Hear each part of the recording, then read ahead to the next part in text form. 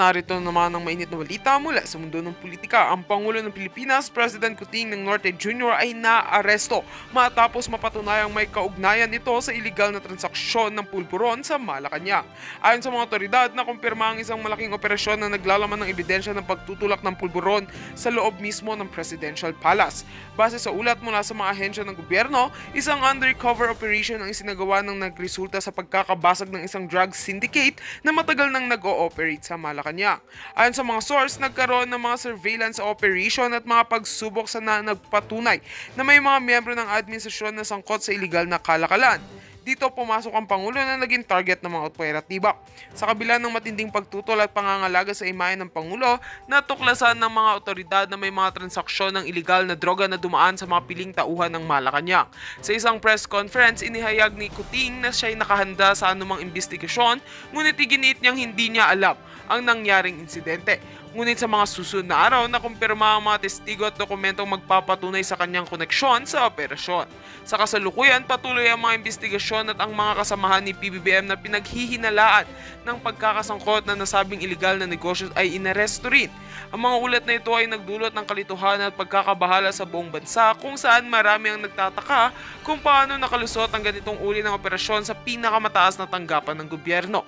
Habang patuloy ang investigasyon, marami ang umaasang magpapakita ng tunay na katotohanan sa kasong ito. Sa huli, pinayuhan ng mga eksperto ang publiko na maging maingat at maghintay sa opisyonal na pahayag mula sa mga otoridad.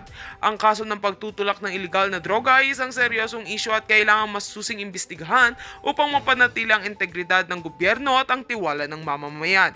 At heto nga mga balitang ating pagkakatutukan, at kung bago ka pa lamang sa aking channel, ay huwag kakalimutang mag-like, share and subscribe para updated ka sa aming mga bagong balita dito sa Tatak Pinas.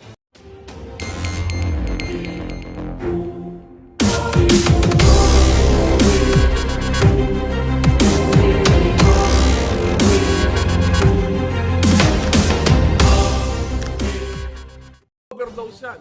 Kung di natatagal ng isang araw yan, gagano na lang yan ng bonggang-bongga. Ayan. Ang sabi ni, yan, nurse din ang common law wife ni Pangulong Duterte. Yes, si Miss Hanilet. True. Diba? So anyway, si Pangulong Duterte nung inamin, actually hindi niya naman kailangan aminin. He's being transparent na I am taking this drug kasi nga because of my pain. Dahil na-accident siya sa motor. Illegal ba yun? Hindi. Prescribe yun. Piniprescribe ng doktor. Okay, sige. Ang sagot ng mga dogs, mga dugyots ni Lisa, ay hindi. Kasi ino-overdose yung sarili niya. Oy, mga syunga, kung ino-overdose na yan, wala na kayong narinig na nag-speech doon. Wala na. 6 years ago, nasa ilalim na siya ng hukay. Diba? 6 years ago. Kung yan ang naratibo nyo. So kaya kailangan namin i-counter ang katangahan, kasyungahan, ang kabubuhan ni Kuting. At kayo naman, na mga mainstream media, doon lang kayo doon, thank you sir. Hindi nyo pinapagana ang inyong jutak. You validate that, then you counter if you're really for the people. But it's good, I'm here. Hanggat may alindog ako, I'm here. Okay, now, punta tayo kay Pulburon. Kay Duterte, yung favorite ni Pangulong Duterte dahil sa pain niya at yung favorite ni Puting. Actually, pareho lang yan na pwedeng i-prescribe ng doktor. Parehong function yan eh. Diba? Pero may mga euphoria effect yan. Ang kay Kuting, hindi siya medical prescribe o doctor's prescribe. Ang sa kanya, recreation. Trip-trip lang. Ay. Ganon. Kaya nga Pulburon, okay, yo, let the mayo, let's go. Okay, yung mga kaklase niya, let's go, punta na tayo, magsingot-singot tayo ng Pulburon. Yun ang pagkakaiba. Prescribe by the doctor, yung kay Pangulong Duterte, yung kay Kuting, trip-trip lang. Ano yung trip-trip lang? Trip-trip yung addiction niya.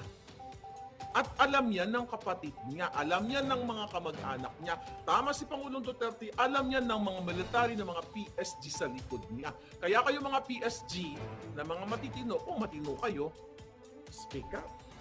Get up, speak up, and take him up. Diba? So yun yung pagkakaiba. Ulitin natin, bakit si Kuting, okay, ay tumitira ng Pulburon? Meron ba siyang pain? Okay.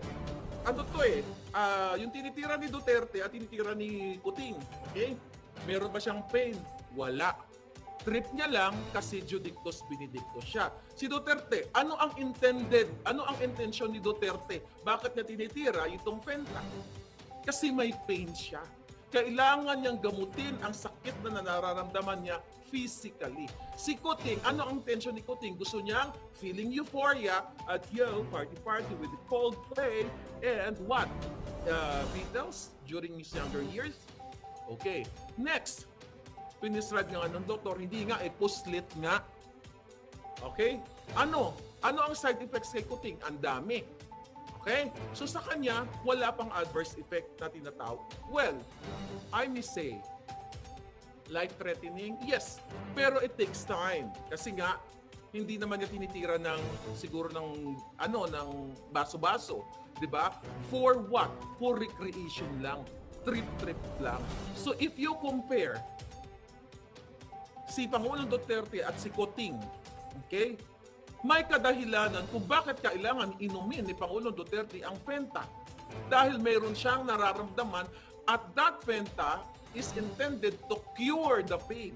But Kuting is doing the pulboronic or the Coca-Cola, the intention is to get high and high and high. I wish marami akong alam na kanta, di ba? Para maging high, para maging euphoric, di ba? May euphoria ang hitad. O, yung mga ganon. Then, the side effect right now is the ngiwi. Okay? Ngiwi. Ito yung mga muscle twitching niya. Yan ang side effect. Manageable ba yan? If he is taking for long time, mahirap. Pero kung nag-quit siya right away, manageable yan. Through what? Through therapy. Okay? Contrary sa adverse effect na kapag patuloy mong iniinom tinitira yan, sinisingot mo ng bonggang-bongga, the adverse effect is death. The most you get that thing kapag patuloy mong ginagawa ang pulboronic. So now you know, Coke is it. I love that. Sabi ni printer ako, Coke is it.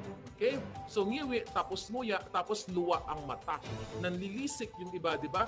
Kapag sobra na ang tinitira mong Coca-Cola, wala ka na sa, ito buti naalala ko, wala ka na sa normal mind mo. You cannot think. You know? Normally, why? You compare the thinking of Pangulong Duterte and Kuting. Si Pangulong Duterte nung nag-speech kagabi, wala siyang script. Yung kanyang train of thoughts, yung pagkasunod-sunod ng kanyang pag-iisip sa subject na kanyang tinatackle during that time about the pulboronic is just amazing. Tama. Pagkasunod-sunod. Yung emotion niya na hindi ko kayo inaano. He talks about ICC. He talks about People's Initiative. He talks about important issues sa ating lipunan. Whereas, sabi ko, on the contrary, Kuting speech sa grandstand, nagbabasa siya ng script. Bakit ka magbabasa ng script? Kung ang speech mo ay paulit-ulit na lang about economic, imagine mo, binasa pa ni Kuting ang speech niya, no, tama pagkaalala ko na bawal ang tamad, hindi tayo dapat magwawaldas. You don't need to write a script kung yun lang ang ang sasabihin mo. Ibig sabihin, ang isang pulboronic, hindi nakakapag-isip ang kanyang mind, ang kanyang neurons, kasi nga na sobrahan na sa pulboronic. So hindi siya makakapag-compose ng tamang kamada ng mga sasabihin niya, kaya kailangan niya mag-script. Para nga naman, sounds like he knows what he's doing or what he's saying. So you see that? You notice. I challenge you, dugyots or trolls, you compare. Si Kuting, wala pa yatang 5 minutes yung kanyang speech sa Carino Grandstand, may script. Si Duterte, halos 1 oras nagsalita, walang script. So sino ngayon ang may adverse effect? Kasi let's talk about, wag din adverse effect kasi that's life-threatening palangga. You need to consult doctor right away. Let's talk about side effect na lang. Kung si Pangulong Duterte ay mayroon nagmamanifest ng side effect ng kanyang tinitira para sa kanyang pain, makikita mo doon, hindi niya na matatapos yung kanyang speech kasi makakaramdam siya ng, sabi ko nga, pwede drowsiness, 'di ba? Yung paghina ng katawan, fatigue, yan yung mga side effects na manageable na pwede mo yan pag yan ang feeling mo, pag may sakit ka, uminom ka ng gamot, I don't feel like getting up. So okay, iga-iga lang ang beauty ko dito, ganon. Pero nakita nyo yung momentum ni Duterte, Pangulong Duterte, the way siya magsalita mga palangga, nasa right mind siya. And you really learn a lot from him, from the terminologies. Of course, he's a lawyer. Diba? Hindi lang siya basta-basta lawyer. Naging presidente, siyang matino. Samantalang si Kuting, hindi niya masabi dito na hindi niya masagot-sagot ang mga reporters kung siya ba ay nag-Coca-Cola or about it. Na kung ako tatanungin mo, kunyari tatanungin mo ako ang presidente, kunyari lang. Maharlika, President Maharlika, yung mga harap tayo ng bonggang-bongga, plug ko naman to. Ikaw ba ay pulburon? Kaya sabi ko, yung jutang dininan mo. Hindi ako nagpupulburon, baka ikaw. Sige nga, kakasuhan kita ng ganyan, di ba? Pero para sa akin, hindi naman, kahit ano, pwedeng ibato sa'yo sa panahon ngayon just to destroy you. Especially kung si Lisa ang kalaban mo. Di ba? Black Ops yan, magkakasabwat din si Lisa, si Mel Robles, si Taning, yan ang pinaplano nila to attack Duterte and Maharlika. You know what I mean? So, Kuting Jr., wala ka talaga sa PIDEA list. Kasi nga nakiusap, nagmaniklood, si Amy Marcos sa'yo, si Amy Marcos, si Pangulong Duterte, si Senator Amy, na wag ka na. Kaya nga, di ba? Kaya nga inamin mismo ni Pangulong Duterte. Dahil magkaibigan man tayo, pero napakagaling ni Pangulong Duterte. Hindi niya binanggit si Amy doon. He's really good. Ako, sinasabi ko kasi hindi naman ako Pangulong Duterte. Kasi ako, straight from the puting ahas, gusto ko makita niyo yung behind the scene. Okay? So ngayon, pikon na pikon sila ngayon. So malinaw na tayo sa PIDEA kung bakit wala si Kuting doon, and malinaw na rin tayo sa intended effect, side effect, and adverse effect ng tinitira ni Pangulong Duterte sa sinisinghot na pulburon ni Kuting. Right? Then pupunta tayo ngayon sa sino ang pikon, sino ang talo. Here we go. Sino ang pikon, sino ang talo, sino ang baliw. Okay, move a little bit, darling. Okay, here we go. Okay, tignan natin. Okay, pakita natin to. Okay, ito lang. Pumunta ng Vietnam ang hitad. Okay, tignan natin. Ay, teka lang. Tagalan natin ng bonggang-bonggang eksena. Wait a minute. Hold your horses, darling. Okay. Panoorin. Ang pikon ay laging talo. Tayo si Lisa Smugs. Si Inday, call na call. Si Lisa, halata ang kanyang pagiging pikonera, jinggitera. Nakita, di ba? Andun si Inday, nakatayo. Protocol yun na mag-shake hands ka. Ano ginawa ni Lisa? Okay lang yan. I totally understand her. Kasi, ganun talaga kapag nasusukol ka na. Pikon, guilty, at laklakera polboroni. Okay. So mga palangga, ang naging epekto ng ginawa ni Pangulong Duterte kahapon na speech? Bumahag ang buntot. Ano ba yung doon? Ano ba yung pinag-usapan nila doon? Diba, it's about the main subject dun sa Davao Rally is about the People's Initiative na niloloko ang Pilipino, pinapipirma para palitan o baguhin ang konstitusyon sa pabor kay Lisa, kay Tambaloslos, kay Sandro at kay Kuting to stay in power. Okay, now, here we go again. Okay, mga palangga. Okay? Ito, dali lang. Sabi mo? Ulitin ko, palangga, may nag-comment? Okay, sige, paliwanag natin ulit ito. Okay, paliwanag natin ulit. Kasi bago ko ipakita yung mga drama. Ayan, tingnan ulit si Lisa. Di ba? Hindi niya alam kung anong gagawin niya. Ayan, nakita niya si Bersamin, umakap siya, kabog. Kunyari, nag-plastic. Tatanggalin na rin niya si Bersamin, di ba? Sabi ko sa inyo, si Mandanas ang papalit. Ayan, ninistab niya si Lisa. Okay, now, ano po ang naging effect ng ginawa ni Pangulong Duterte na kailangan ninyong magdiwa ngayon? Kung wala kayong pera, bumili na kayo ng Pansit Canton. Diyan, here we go. Pakita ko sa inyo. Nataranta at nasyokot ang mga hitad. Diba? So nakita nyo nga na inisnab si Sara, di ba? Yes, particular, nakitang-kita naman na inisnab si Sara. Here we go. Ang COMELEC po, si George Garcia at si Lisa ay nanginig ang umatras ang kipay ni Lisa Smugs. Here, may basahin ko lang. Natakot sila. Ano ang headline? Basahin ko. COMELEC suspends all proceedings on People's Initiative. Di ba tinatanggap na nila yung mga pinagbabayarang pirma ng taong bayan? Ulitin ko muli.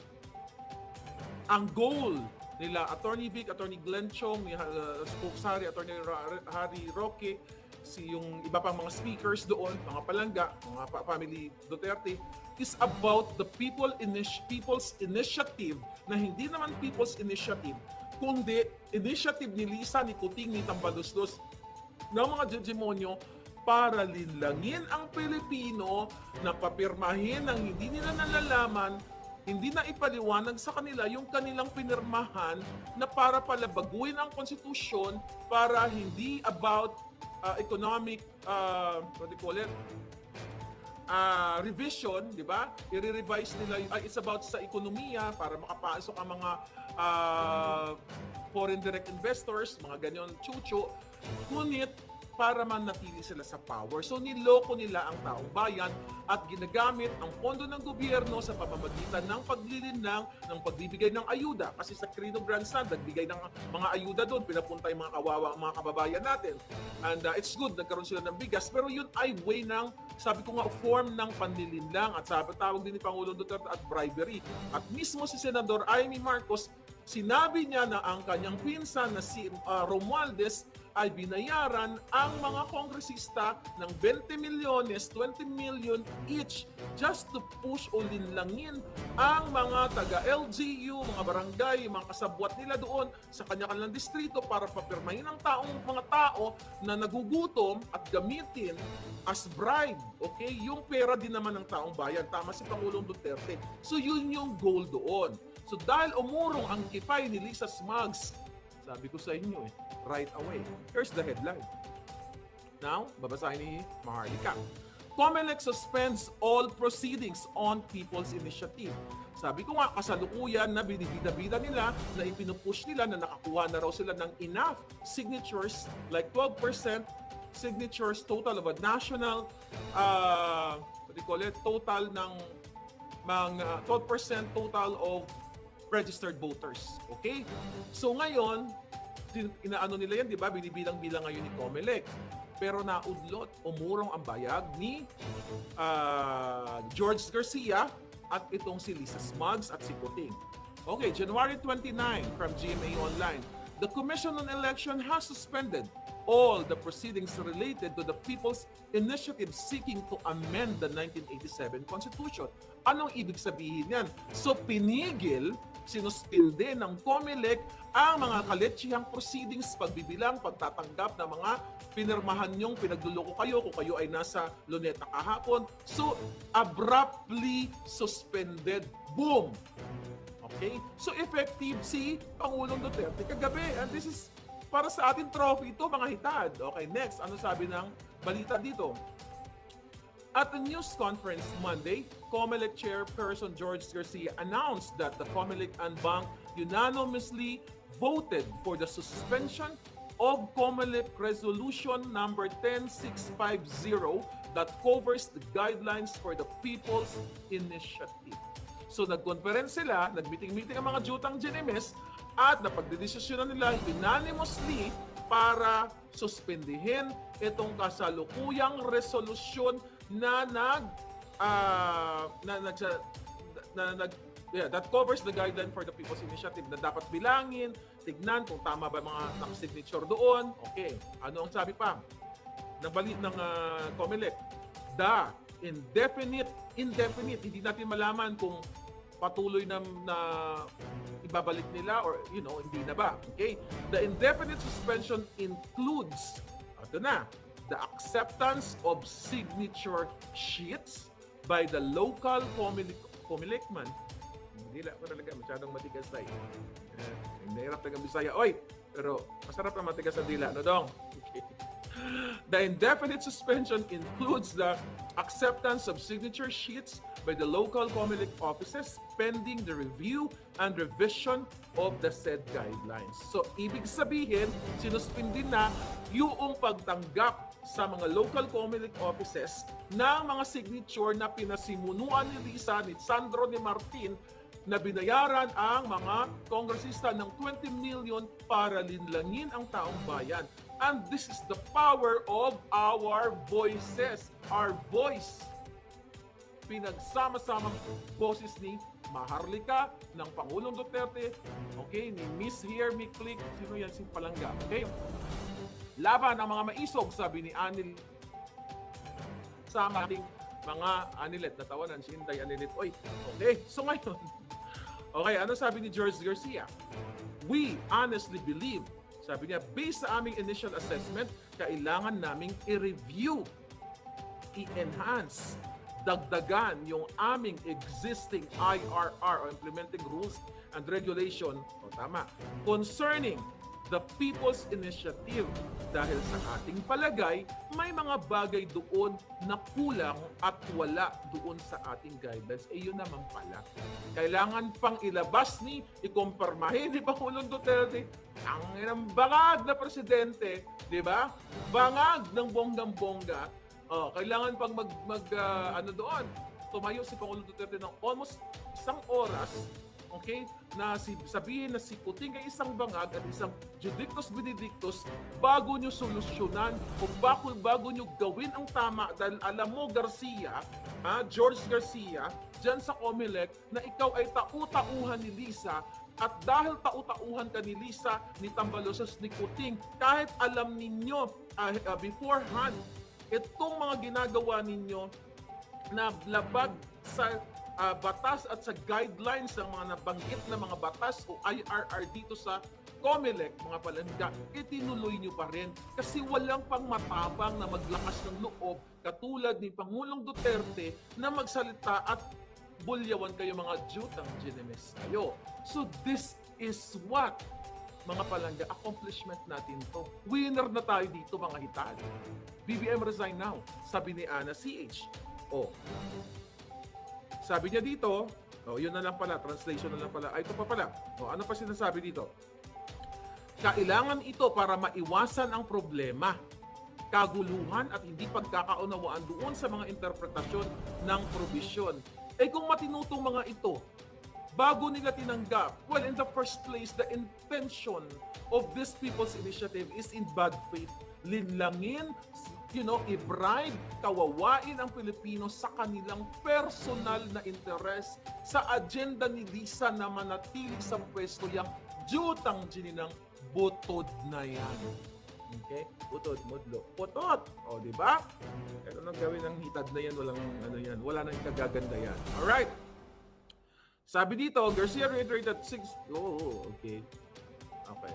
In English lang yan. Okay, sabi ni Garcia, sa aming palagay, sana naman huwag kaming obligahin kung gaano kahaba o kaiksi yung panahon na kakailangan namin para i-review namin ang rules. Sinabi rin naman ng Korte Suprema na naging desisyon niya na dapat ang People's Initiative ay isang kapangyarihan ng mamamayan at dahil dito dapat siguraduhin natin that people will able to exercise really this right under the Constitution.